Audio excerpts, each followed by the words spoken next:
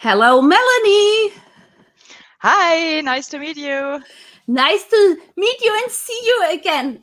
I'm so appreciative that you're here today and that we can talk more about flexible work. And for people who do not know you yet, Melanie, could you share, could you introduce yourself in 5 facts as, according to the working out loud method? Because I thought that's such a good way to do that.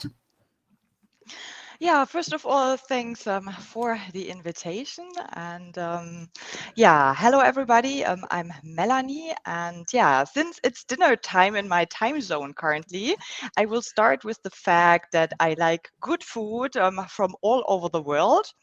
And that's one reason why I like to live in the city, because there are so many possibilities to go out to eat or to order some food. And yeah, by the way, the city where I live is Mönchengladbach.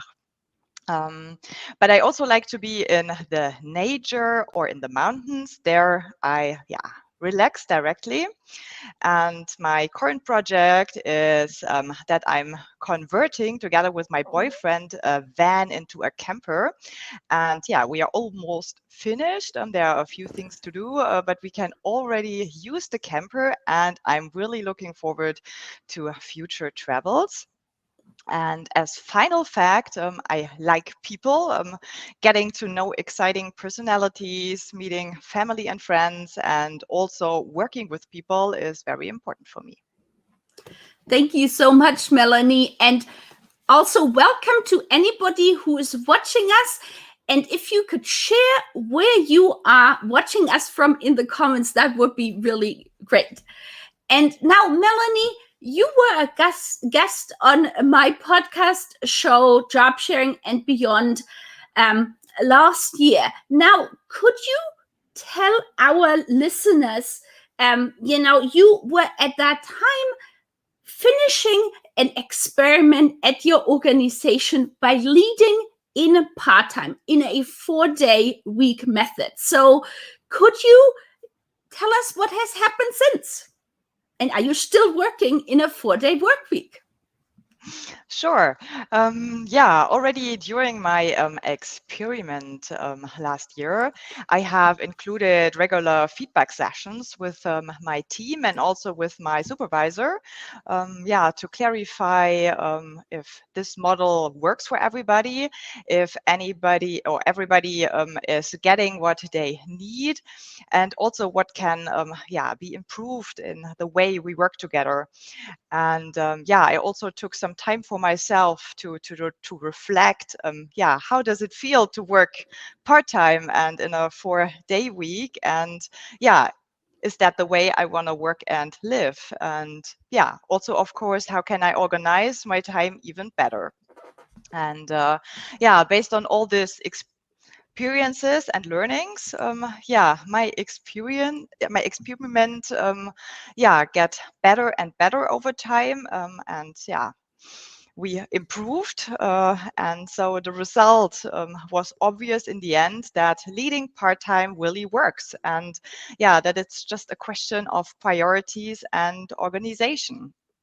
And so, yes, part-time is now my current life and work model, and I'm still working in a 4-day week. Yeah, with Wednesdays off, the day I use just for me for learning and personal development. That is so interesting. And now, obviously, now we've got examples where there was a successful experiment of the 4-day week in Iceland. There is a pilot in Spain, and more we hear about it. So, what I find interesting is because you've been the first one in your organization. So now, do you have thoughts and tips for people based on that experiment of yours if they wanted to do that? Yeah, first of all, for me, it's great to see all these pilots, yeah, like in Iceland, especially with so many participants. And yeah, they created validated results and yeah, really show that the 4-day week could be a success, and that there are very good arguments for this model. And yeah, when I see yeah their results, and yeah, I find a lot of connecting points to my own personal experience. Yeah, I could share. For example, yeah, in keeping and increasing productivity, even if there is less time. I'm also doing still the same role as in full time. But yeah, this less time is a good reason and also a driver for optimization. Yeah, and to use this to reflect how the left time can be used in, yeah, a meaningful and effective way. Um, there, my starting points were meetings. Yeah, since I have a 4-day week, I question really every meeting I'm invited to. Yeah, first of all, can I add value to this meeting? Is there any value for me? Yeah, does it make sense for others and also me to attend? Or yeah, am I the right participant for this meeting, or am I just there to pass afterwards information into my team, but then the work is done in another way? So maybe it would make sense that the team member who will do the work will participate directly. Or yeah, when more people from a team or our team are invited, the question is, do we all need to participate? And yeah, this is kind of magic, because when you do that, it's unbelievable how many extra work time you get, only because you are not attending every meeting you are invited to. It, yeah, it really worth it to question this. And yeah, maybe also, regardless of the topic, 4 days a week, this could be a hint for daily work. Yeah, I could highly recommend. That is, Or yeah, sorry. no, that's awesome. I really like, yes, yes, yes, good point. And please go on. Yeah, and also when we talk about processes, even the simplest process could be full of potential when you question it. For example, yeah, do I really need to approve everything? Is there a way to combine approvals, yeah, to save time? Or when it comes to self-responsibility in the team, do I really have to be involved in daily issues? Or does it make sense that colleagues from other departments are going directly to the experts and, yeah, instead of the team lead? And isn't it enough to be involved when, yeah, it's really needed, like in escalation or priority conflicts? So yeah, also um, on this way, there is potential to find time and to be more effective. And a second point where I see connection points in this pilot is that I can completely underline the fact that work-life balance has improved a lot. Since I have been working part-time, I'm much happier and more balanced. And yeah, also very thankful to the company I'm working for the opportunity to live and work in this way. And yeah, that I have 1 day a week just for me. Focus on reading a book, listening to a podcast, writing on my for my blog.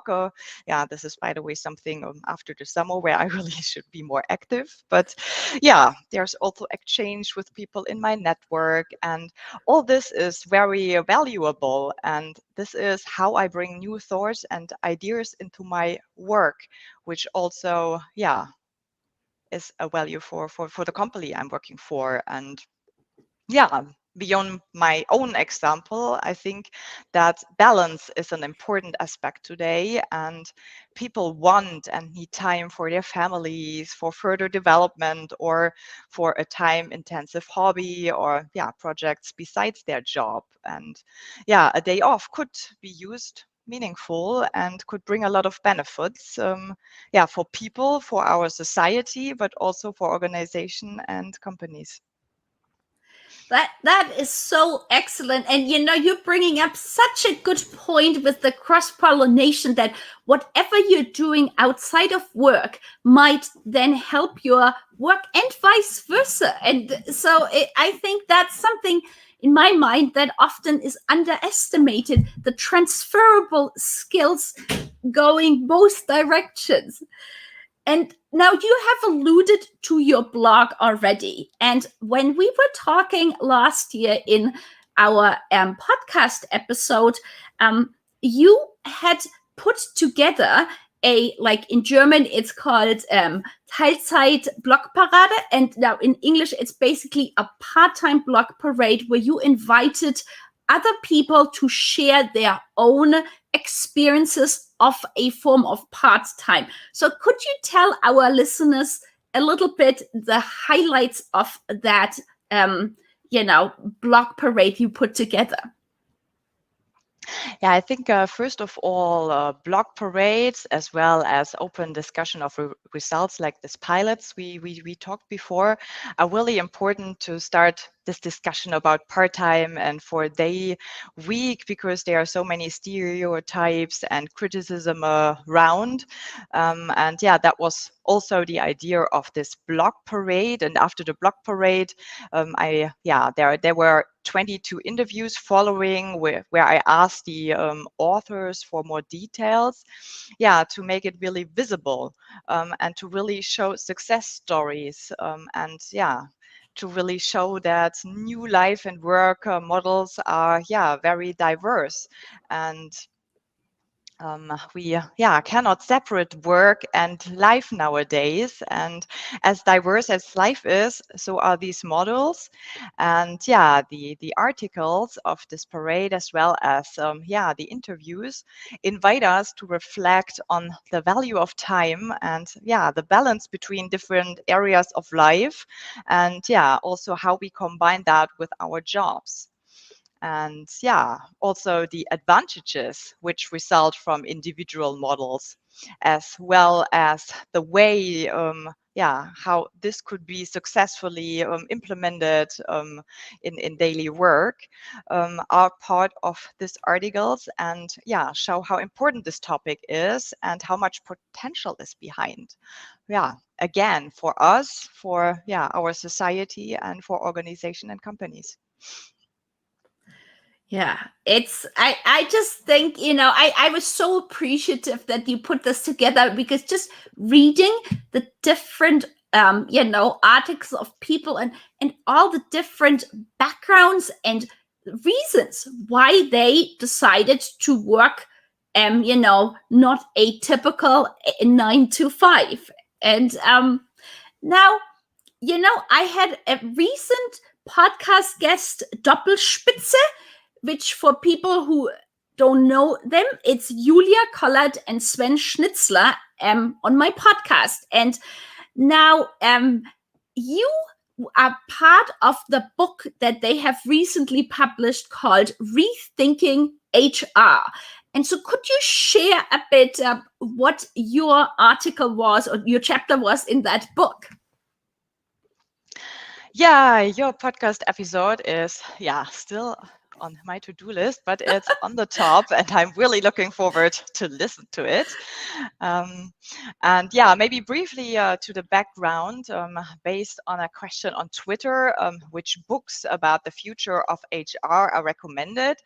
Doppelspitze asked if we want to write this book ourselves, because of current time. And this was the beginning of Doppelspitze's book project named Rethinking HR. And over 40 authors have written an article about their perspective. At this point, hi, and many thanks again to Doppelspitze. And in my essay, I described an internal initiative that brings new ideas and suggestions into the organization as base for innovation and development. And this process starts with identifying internal needs, such as current issues and challenges, as well as trends outside the company that should be observed. And based on that, a research for potential solutions starts. And after a detailed evaluation and preparation of the results, a selection will be made, and a concrete offer will be the result in the end. And yeah, the process is described in detail, as well as the potential behind the initiative and yeah, the general conditions for it. That sounds really, really interesting. Thank you so much for sharing. And yeah, if anybody hasn't listened to that episode with Doppelspitze, yes, I highly recommend, as I recommend listening to our previous conversation that Melanie and I had last year, where Melanie shared even more details about her blog parade and the articles people submitted. And yes, so now I'm looking at the time and I'm trying, I'd like to ask you a few additional questions. And like one of them is, what is a favorite book of yours? Yeah, to be honest, my favorite book is my calendar. That's awesome. Which is a book and not digital. Yeah, it has all the structure and planning in that I need, and it's always with me and yeah, around me. So yeah, my favorite calendar is my favorite book. That's awesome. And now, do you have a favorite color and why? That one is green. Green is always a good mood color, and it's the color of hope. So yeah, I like it a lot, and I also see it in nature. So green is my favorite color. And as we are talking, on the screen, I have green here too, besides purple. That's my favorite. And the last question, Melanie, is if you could teleport anywhere, whether that's time-wise or location-wise, where would you go and why? Yeah, I think I choose a location, and that would be Costa Rica. Yeah, a travel to Costa Rica was planned before the pandemic started, and I have heard so many good things about the breathtaking nature, so that I really want to go there and see it myself. Yeah, I hope 2022 that things will hopefully improve. That's really my hope. And yeah, in my case, I look forward to coming back to Germany. And on this note, I just wanted to say thank you so much, Melanie, for having this interview with me in English. Now, I don't know, is that your first English live interview? Yes. So that's amazing because like here is Melanie who had her first podcast visit in English on my show, and now she was giving me the opportunity to interview her live in English, and I so appreciate it because I know it is sometimes not easy to speak in a foreign language, especially live. So this is just awesome, and you've inspired me. My Spanish isn't great, but I really would love to one day be on a Spanish podcast because I would love to be able to share knowledge I have with people who may not be able to speak English. So I really am super appreciative, Melanie, that you took the time and to be here to share your knowledge with the world. So thank you so much. Yeah, thank you as well. It's always great to see you, and yeah, the challenge is always accepted.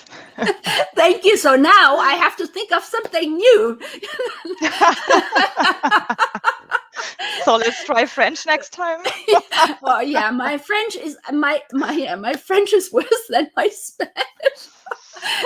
Yeah, and I also would like to say thank you to everybody who is listening to the show and who may be watching it in the replay. If you have any questions, if you would like to connect with Melanie, what I will also do afterwards, when it basically switches into a replay on LinkedIn, I will put in your connection information so people, if they would like to learn more about you, can connect with you on LinkedIn.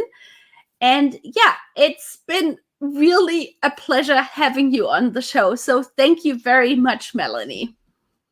Thank you too.